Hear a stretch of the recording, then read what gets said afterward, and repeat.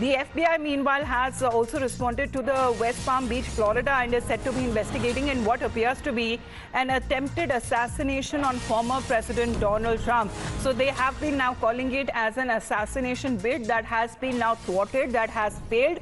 And this is the FBI which has been updating on part of this incident that has now been reported. This is in Florida.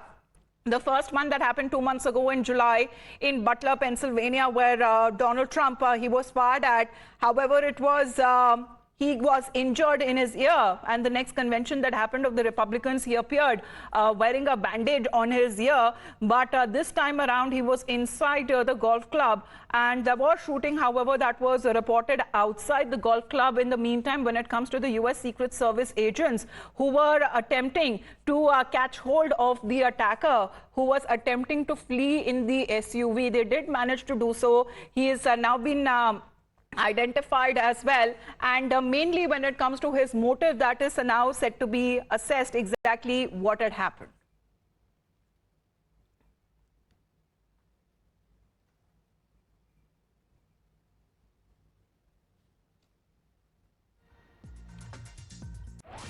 So as far as another assassination bid that has been thwarted, we'll also take you through exactly what President Joe Biden has to say. As far as the White House is concerned, Kamala Harris also saying that they are relieved and Donald Trump is safe. However, condemning the incident, saying that there is no place for violence in the United States of America.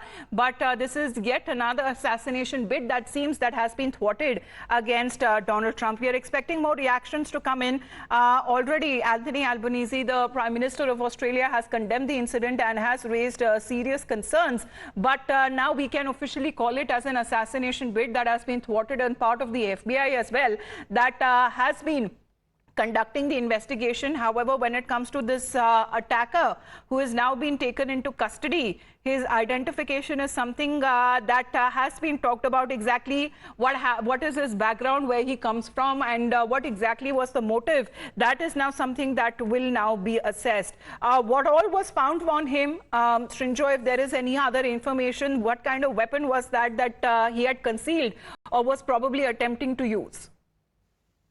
Well, he was, as is been said, using an AK-47 type weapon, which basically means it's a very deadly assault rifle. Now, the AK-47, for instance, in this country, cannot be bought by a private citizen. But in America, it can. The gun laws allow it. Along with it, he had what is called a telescopic sight, which makes it much easier to use the weapon and to find the target. And if Donald Trump was 300-400 meters away and you had an AK-47 and a telescopic sight, then it's a relatively easy target. That is the worrying thing. Luckily, fortunately, the Secret Service policeman saw the rifle poking out of the shrubbery. And once they saw it, they fired immediately, which forced Ryan Routh to drop his weapons, to drop his telescopic sight and all the other equipment he had, get into his SUV and run for it. Again, he has been apprehended. He is under interrogation.